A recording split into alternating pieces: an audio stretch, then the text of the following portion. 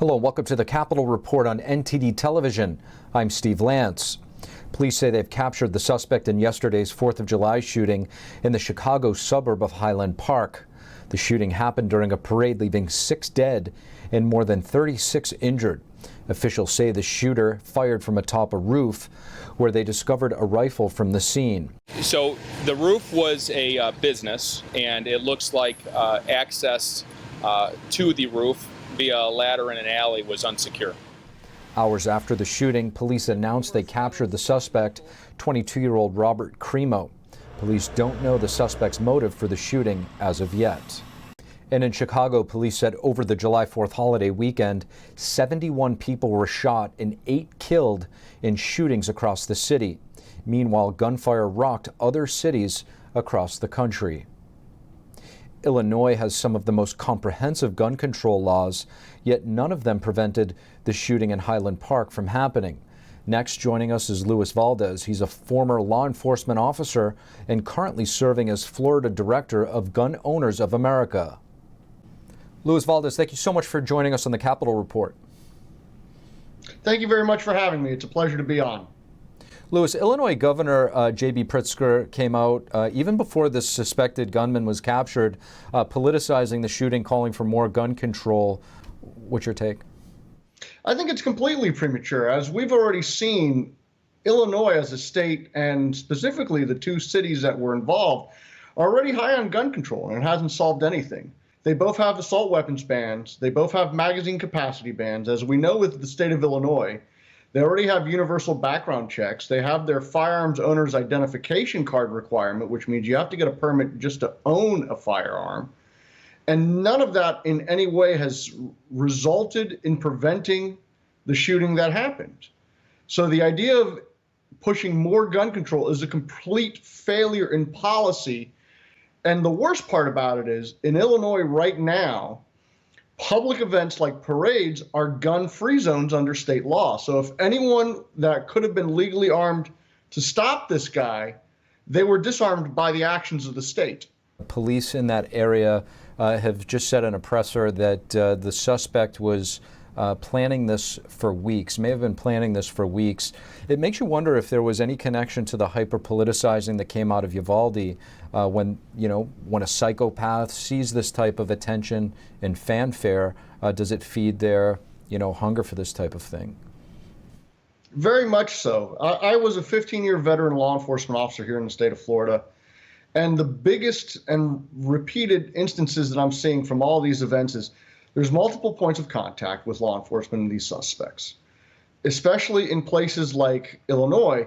They already have a red flag law in place. They have universal background checks. They have a mandatory permitting system. They have all these things that they want to push on a national level, and it's a failure. And the question is why? Here in Florida, we have the Baker Act, where if an individual is a threat to themselves or others, they refuse to seek treatment, and they have the means, the motive, and the opportunity to carry out an attack, they could be detained for up to 72 hours and remanded to the nearest mental health facility for an evaluation. Now, did any of that happen at all with this nut job in Illinois? Probably not. They probably never Baker Acted him. But I'm sure Illinois has laws on the books for it. But as for the politicalization in the media, very much so. One of the biggest things that we have as a problem is copycat shooters. You have these people that they're mentally deranged. The media just constantly pushes it and pushes it and pushes it. And what happens? They want to emulate that because they see that as their 15 minutes of fame. There's that, and then there's also just the simple politicalization of what we've seen, where this guy attacked Americans on the date of celebrating our independence. And as we've seen on social media, after the Dobbs and Bruin court decisions, and pardon my language, there was the F the Fourth movement being pushed on social media by various leftists. And that's probably what this guy did. He probably went and saw that and was inundated with that on social media, plus seeing everything else that we've seen on the news, where all of these mass shooters are basically immortalized in the media. And he's like, you know what, that could be me. So right now, with the debate going on throughout the country, one thing that we often hear, the governor of Illinois in this press conference mentioned it as well. They say that the founding fathers had muskets and not machine guns, or something to that effect. What is your reaction to that argument, which we've been hearing quite a bit lately? Well, that's ludicrous. As a amateur historian and a gun collector, we actually had firearms back in the day of the Revolutionary period that could be considered the prototype machine gun. You had the Puckett gun, for instance. It was a multi-barreled black powder firearm that literally shot multiple rounds with one pull of the trigger, basically, what we would equate today to a machine gun. So the idea that, the firearms and the technology back in the 1780s and 1790s were primitive, it's wrong, first off. In reality, yes, there has been technological advances in firearms technology, but just as we've seen with technological advances with things pertaining to the First Amendment, they're protected under the First Amendment: internet, telecommunications, radio, television. Firearms are exactly the same thing. We have had advances in technology, and those pieces of technology, modern day firearms, are just as protected by the Second Amendment as modern advances in technology for the First Amendment are protected. Luis Valdez, really appreciate your perspective. Thank you. Thank you very much. It's been a pleasure to be on. The race for control of the House is in full swing. Just months before the election, Democrats are fighting to hold their razor-thin majority. But with soaring inflation, surging crime, and illegal immigration, Republicans say they're confident they'll flip some of those seats. Here's NTD's Melina Wisecup with a look at some of the most vulnerable seats in the House of Representatives. President Biden's ratings continue to trend in the wrong direction for Democrats. The latest poll results from Reuters show that 57% of Americans disapprove of White House leadership. Just 38% approve. This, paired with historical trends that favor the party opposite of the president during their first term, makes this November a battleground season for congressional elections. Democrats hold a slim majority in both chambers. Here are the closest races that could change power in the House of Representatives. Virginia's 2nd and 7th districts are currently both held by moderate Democrats, Representatives Loria and Spanberger. They're facing candidates Jen Kiggans and Yesli Vega, who have been endorsed by top Republicans in Congress. Virginia's newest governor won an election taking office from a Democrat, which could hint a red wave in the state. And in Texas, southern border districts are feeling the impact from an illegal immigration surge. A Republican, Mayor Flores, just won a seat that was held by a Democrat in a special election. This sets up the potential for a close race for Representative Henry Cuellar, a Democrat currently representing District 28.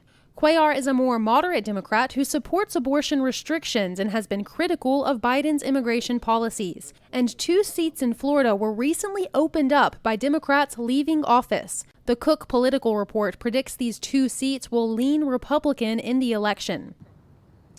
And while Republicans are favored to win back the House this November, the Senate seats are much more competitive. There are 7 races that should be looked at and are in the spotlight for potential of flipping.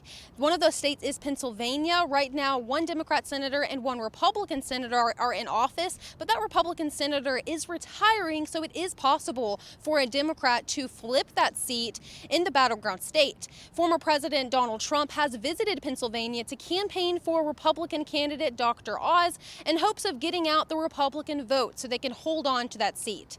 Another battleground state would be Georgia, where Democrat Senator Raphael Warnock is up for re-election. This area is a flip-flop state because Republicans hold control at the state level, but at the federal level, 2 Democrats are now in office. So this is an area where Republicans are looking to flip a seat. A similar situation we see in Arizona, where Senator Mark Kelly, a Democrat, is now facing voters again after winning a special election in 2020, taking the seat of a Republican incumbent.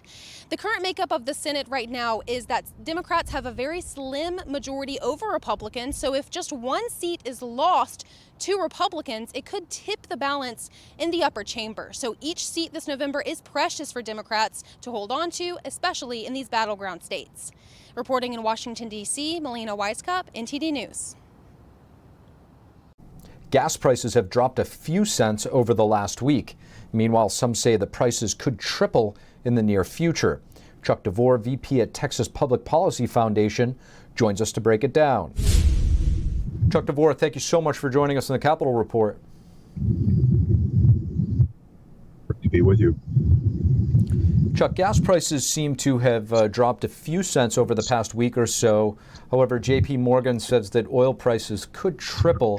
What do you make of that possibility, and are we doing everything we can to avoid that? Well, I think it's a very real possibility. We don't have a lot of rigs out working to pull up new oil and gas relative to historic highs. I think we're about 30% below the peak, and I think a lot of that has to do with the Biden administration's very hard line stance against bringing new oil and gas online, at least in this country. He seems to be okay going over to places like Saudi Arabia and asking them for oil. And so if you don't have enough supply, then even in reduced demand, prices could go up. And Chuck, to your point, what are we hearing? There was reports saying that President Biden denied access to drilling in the Atlantic and the Pacific. I mean, why is that, and what do you make of that? So it's important to understand that we haven't had any oil or gas come out of any sort of new rigs in both of those regions for many, many decades now. So essentially, he's reiterating longstanding, certainly left-wing policy, but that's all part of that larger effort that you see where they've been slow rolling federal approval of leases. And it's important to understand for your viewers that it takes, especially on federal land, multiple permits and multiple approvals before you can bring a new oil or gas well online. So it's not merely the leases. That's just one of the many steps needed to begin to produce new oil and gas on federal lands. You know, the president also attempted to shift the blame to gas stations for the higher gas prices that we've been seeing, writing on Twitter that essentially he's calling for gas stations to cut their prices. Is it fair to call out the actual gas station for price gouging? No, it's ridiculous.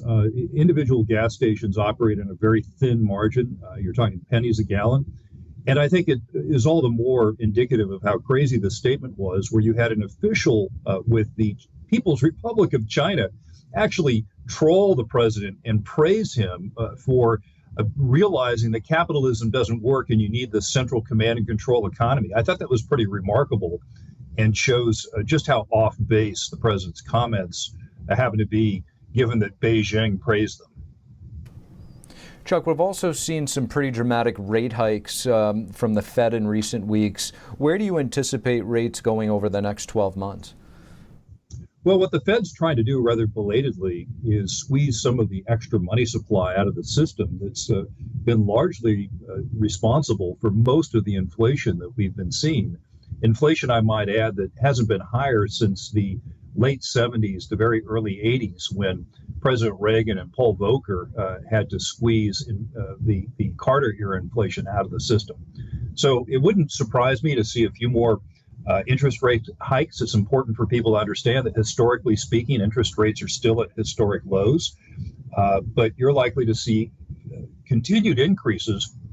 And by the way, that's in the face of gathering evidence that we are, in fact, in the middle of a recession, which may temporarily reduce the price of oil and gas and other commodities. But I, again, believe that due to inadequate global supplies, you're likely going to see long-term upward pressure on those energy commodities. Vice President at Texas Public Policy Foundation, Chuck DeVore, thank you. Thank you. Thank you for watching the Capitol Report. If you want to see our full broadcast, check us out at epochtv.com.